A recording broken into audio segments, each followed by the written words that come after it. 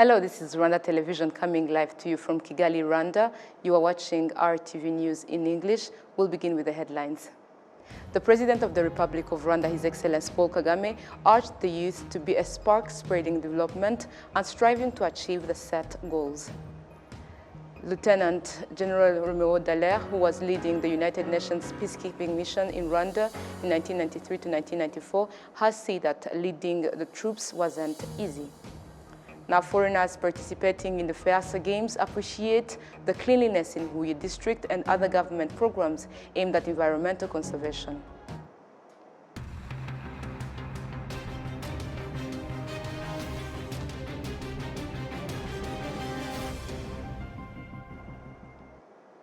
I'm Olive Nete. It is so wonderful to have your company tonight. Now, the news in details. The President of the Republic of Rwanda, His Excellency Paul Kagame, urged the youth to be a spark spreading development and striving to achieve the set goals. President Kagame made these remarks as he joined hundreds of youth participating in the Giants of Africa Festival in a special umuganda of renovating roads in the Kigali city. Prince Manzi starts us off. In Kigali sector, Nyarugenge district, hundreds of youth from 16 African countries were joined by President Kagame in an umuganda of renovating a road, an idea of the Gukone residents. These youth were pleased by the role played by Rwandans in the development of their nation and that they will urge their respective nations to introduce the umuganda community work. First impression is that I'm really impressed, first of all, because I think we should do more in my country also, like take initiatives like that, because it's really impressive. People are really kind, they are hardworking, they are smart.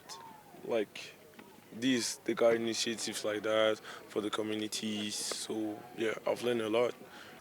Kigali sector residents, as well as the Kigali city administration, state that the construction of this road will be fast implemented thanks to the youth support.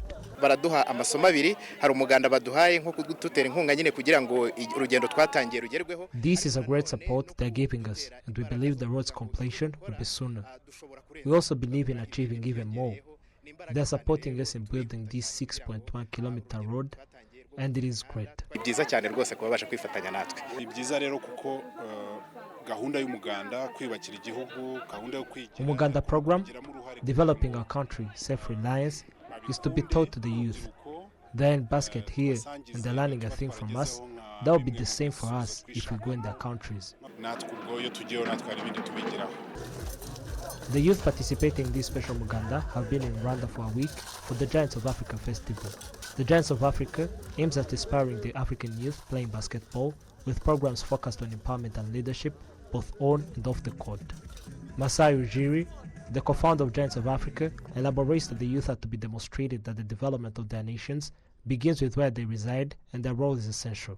It was very important for us to see all these youth here and for us to learn about what it takes to really build a country, and it starts from community. And I'll never forget something President Kagame said to me earlier, many years ago. You don't have to be rich or poor to be clean. Yeah, you don't have to be.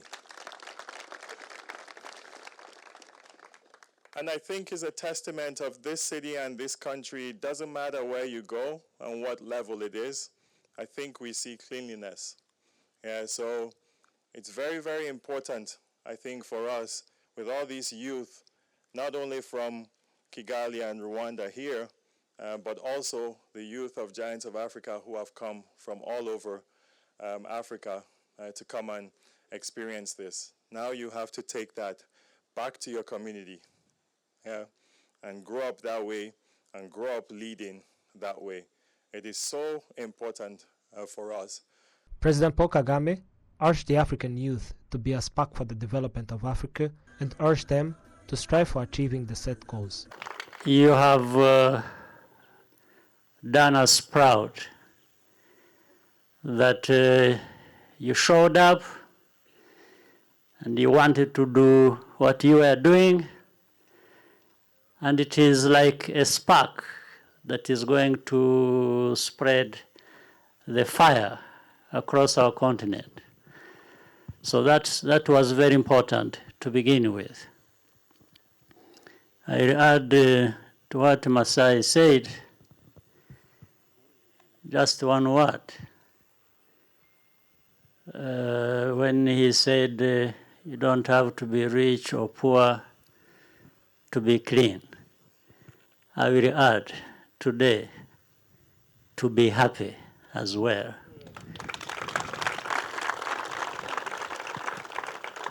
So you can be happy when you are poor, you can be happy when you are rich.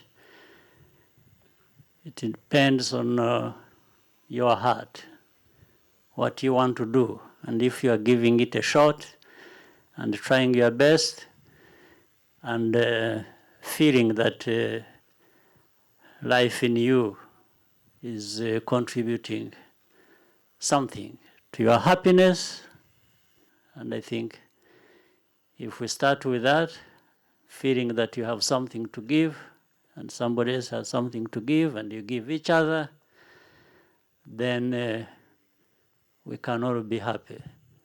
The Giants of Africa is an organization established in 2003 and operates in 17 African countries, and 40,000 youth were trained in basketball. At least 30 basketball courts were constructed across Africa by the organization. The Giants of Africa collaborates with Rwanda since 2015. Prince Manzi, RwandaTV News. Thank you, Prince Manzi, for the details. Still speaking of Giants of Africa, on Saturday marked the end of the Giants of Africa Festival, which convened around 250 young people from various African countries. Our colleague Sam Kalisa is going to take us through the details of the closing of this remarkable festival, as well as other activities done throughout the week. Thank you very much, Olive. This Saturday, it is the final day. It is the sum up of the Giants of Africa, a week-long festival that has been ongoing here in Rwanda, in Kigali particularly. The training of over 250 youth from 16 African countries that the Giants of Africa visited in different times. It ended with a very thrilling concert right here at BK Arena that was headlined by Nigeria's best artists. I am talking about Davido as well as Tiwa Savage. It was really, really a thrilling moment and experience for the millions, for the thousands of youth who came right here at BK Arena to get entertained. You know, basketball is all about entertainment other than sports. Very many came here to be entertained, and they really can witness that they really got entertained by these particular artists. So, other than the entertainment at the end of this particular festival, a lot of other things happened throughout this particular week, including the remarkable opening or commencing the construction of the Zaria Court. It is a complex activity that contains different other activities other than just the basketball court. There are other economic activities, including a boutique hotel, including different other things of entertainment, a theater, and different other things that will mainly promote youth and women business in general. Other than that, two basketball courts were inaugurated in the Agahozo Sharom Youth Village in Rwamagana district. And I can just say all this week-long festival wasn't just a basketball experience or celebrating basketball on the African continent, but more of, coming together as the continent and bringing together different other activities that promote even the community, the public, economic-wise. That's how I can describe this particular week of the Giants of Africa Festival. Thank you, Sam. It was quite a productive week. Now, moving ahead, Lieutenant General Romeo Dallaire points out the role of the state and the government in restoring peace as the most important thing the world needs today. Adam Squizera takes us through. On 1st November 1993, is when the UN flag was raised in former Tinihira sub-prefecture, which is currently in Rulindo district. In this area, it's where both parties that were involved in the Arusha agreements planted peace trees. This was done in the sight of the former force commander of UNAMIL, retired Lieutenant General Romeo Dallaire, after 3 months arriving in Rwanda. Dallaire demonstrates this ceremony of peace tree plantation as one of the solutions that was expected in the implementation of those peace agreements. was in the demilitarized zone, right? Between the RPF and the government forces. So I was deploying troops in Byumba and throughout the demilitarized zone. So I needed to show that we had arrived and we were here, and I had to find a place where I would put the UN flag permanently here in the demilitarized zone. I decided that we would come to this place and use the director's residence. He wasn't there at the time. And so the government and the RPF, we sat down and we walked through the very, very thick Arusha peace agreement. However, after only 5 months, the sign of peace that was established here in Kinihira became useless on the side of the government of Habyarimana at that time, which immediately led to genocide against Tutsi in April 1994. This is where retired Lieutenant General Dallaire pointed out the role of state when there is a desire to restore peace and security, basing on the current role of the Rwanda's force in peace restoration across the globe. You now have what we would call a modern nation state.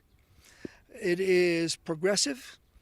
It is engaged in international affairs like peacekeeping, as far as Haiti even. And it is, to me, a flower of Africa, because it is a place that can be used as an example for many other countries to continue to develop. Retired Lieutenant General Romeo Dallaire has repeatedly shown the world the severity of the genocide against Tutsi that he personally witnessed, as he always urges the world to put much efforts in peace restoration. Adams Kwizera, RTV News. Thank you, Adams, for the details. Now, retired Lieutenant General Romeo Dallaire, who was leading the United Nations peacekeeping missions in Rwanda in 1993 to 1994, has said that leading the troops wasn't easy, and he points out that during the genocide perpetrated against the Tutsi in 1994, the United Nations reduced the number of troops that he was leading at that time, yet that was when he needed them the most. In an exclusive interview with Rwanda Broadcasting Agency, he takes us through the ordeal. Is the 30th anniversary of my arrival in Rwanda on the reconnaissance to look at the situation with the Arusha Peace Agreement and to try to ensure that both sides understood it the same way, because there's a lot of room of interpretation in that. And so the scenario that was there was exceptionally tense and difficult under very demanding pressure on all sides. The solution of the Arusha Agreement was not the best one, but it was there. Yet the core of the problem came from the fact that people just did not see this as a significant problem. And so people, when I speak people, I speak of the nations that make up the UN, because it's easy to accuse the UN, but it's the countries that make up the UN that actually take the decisions. And those countries were not particularly interested in this problem, and they thought that it would be very easy to solve. You said Arusha Peace Agreement was not the best solution. And in your view, what would have been the best solution? You can't take a country that's been under colonial rule for centuries, under dictatorship for decades, that's in 3 years of civil war and conflict, and then say, oh, now we signed a piece of paper, in 2 years we're going to have democratic elections. It's impossible. You cannot create an atmosphere that fast of the complexity of democracy. I mean, my country has been at it for over 150 years, and there's still problems in that. So that was the first thing. And the second thing is that they wanted it to be done fast. They wanted it to be done cheap. And in doing that, they cut corners, and so it was impossible for the UN to be able to get the resources from countries who didn't really think it was a big problem to be able to build up to meet the peace agreement. The peacekeeping mission that you are heading was more of humanitarian and peace agreement support, so to speak. At what point of time you thought this mandate was to change, to provide a solution on the ground? Right up until my mission, there had been only one other Chapter 7 mission, which is a mission that permits you to intervene, permits you to use force, permits you to protect civilians. And that was the Korean War. That was in 1950. All the other missions since then have all been Chapter 6 missions. And what is the Chapter 6 missions? Is you, one side, me, the other side, we decide to make a peace agreement, and we need a referee to help us make sure that we play by the rules. And so a Chapter 6 is nothing more than there to assist the two sides to bring and implement the peace agreement. And there is enough people just to do some self-protection, but there's no authority nor mandate to protect Rwandans, to protect the belligerents, to get engaged in any of the operations. That is outside of that. And so I, in my own writing of the mandate, created what we call a Chapter 6 plus. And a Chapter 6 plus, which is not an official term, is that if there is a catastrophic breakdown, that I would be able to then, with my rules of engagement, to engage, to protect. But then you got to also assess whether or not you've got the ammunition to do it, whether the governments who have lent soldiers to you will actually obey you. In your book, you spoke of how RPA soldiers were sort of well-trained, disciplined, and so on and so forth. Could you give us a sense of how you detected and experienced that, for example?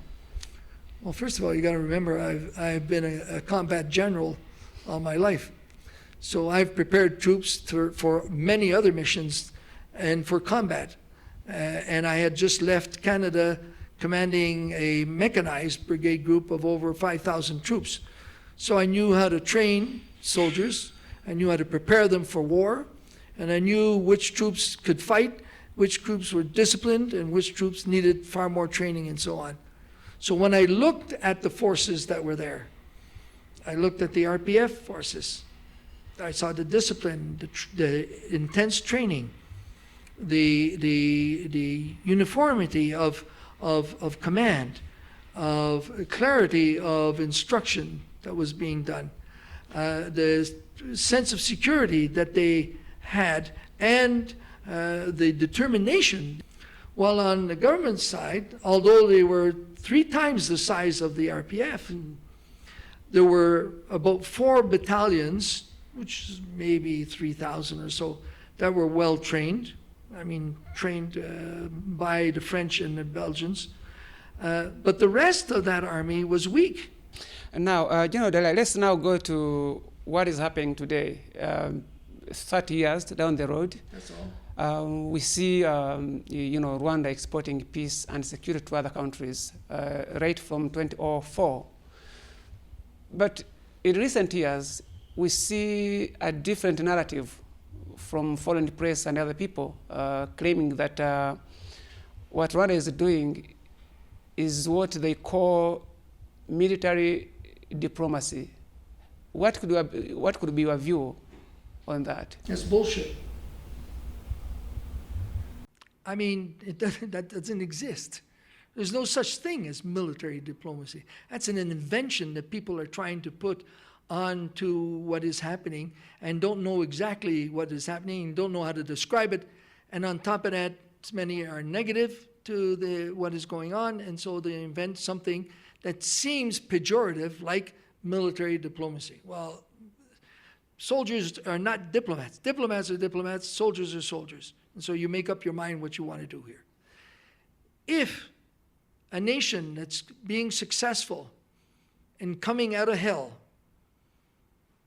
and with determination, discipline, and yes, a strong will to make things work, to make things progress, to build the nation, to give education and medical help, to help build a middle class, to help people get out of the huts into homes and so on. If people see success when there are so many failures around, because since the 90s, very few of any of the missions that have had mandates have lasted longer than 7 years. They've all gone back to war. And I've been part of an international commission looking at peace. But this country kept moving and moving and moving. And then General Kagame very clearly, early on, and even repeated it at the 10th anniversary where I was here, stated that if any country is suffering of genocide, if massive abuses of human rights are ongoing, then he is prepared to assist them in stopping or preventing it. So, how can you make that promise of being able to assist others who are being destroyed, like happened here, without going through, as the most appropriate way, of peacekeeping? Yeah, we have some peace agreements. We need good, solid, professional troops who know what they're doing, who are well trained. Moving ahead, substandard items worth more than 100 million Rwandan francs were seized in an operation conducted by security and standard regulation organs, and owners are being persecuted. Prince Manzi with the details. These items include alcohol, medicines, foods, and minerals.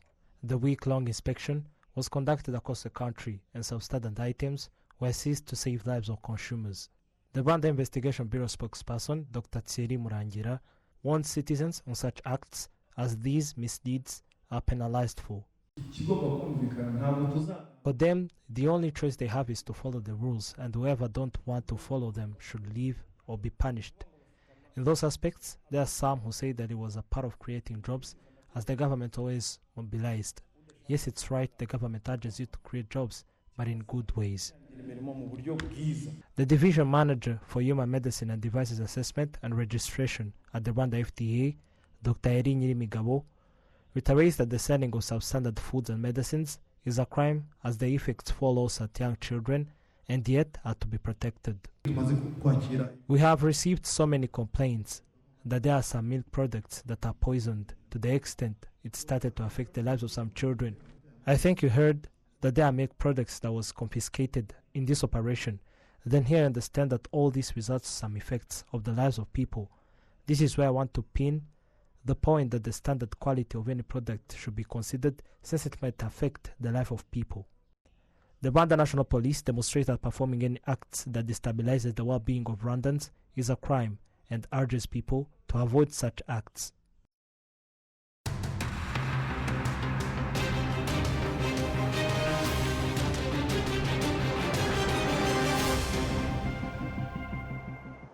Now to sports matters. Foreigners participating in the FEASA Games appreciate the cleanliness in Huye district and other government programs aimed at environmental conservation.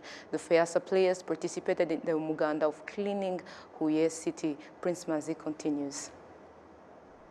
These students and their companies participating in the FEASA Games participated in the Muganda community work. This community work was a new thing to us. We don't have it as a country. We have it maybe in our schools, in our homes. But seeing very many people in one country come out to work together to keep the environment clean just opened my eyes up, and I'm just seeing the world in a different perspective right now.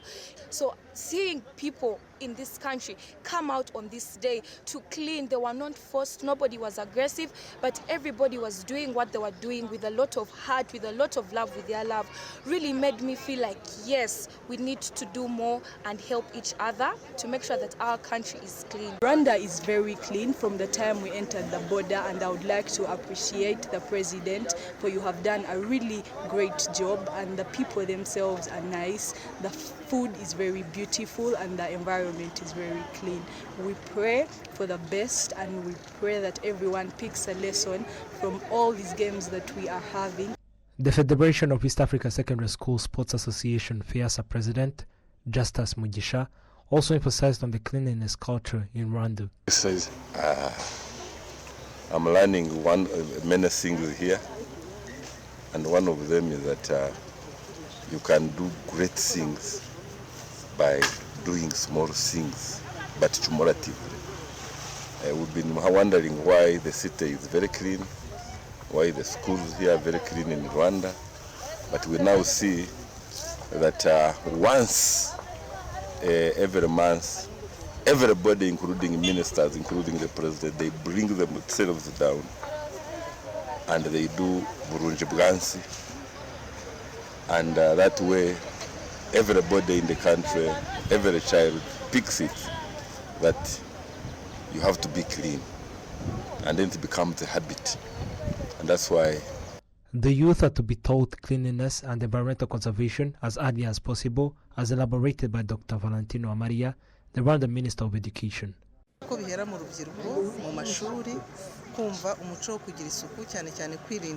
It begins with the youth in schools with the aim of understanding the importance of cleanliness, especially those that affect the environmental conservation. Doing this was with the aim of teaching the youth for protecting the country and the world at large through environmental conservation. The Federation of East Africa Secondary School Sports Association FEASA Games started in 2001 and are organized annually, rotating in all EAC member states except in 2020 and 2021 due to the COVID-19 pandemic. Prince Manzi, RwandaTV News.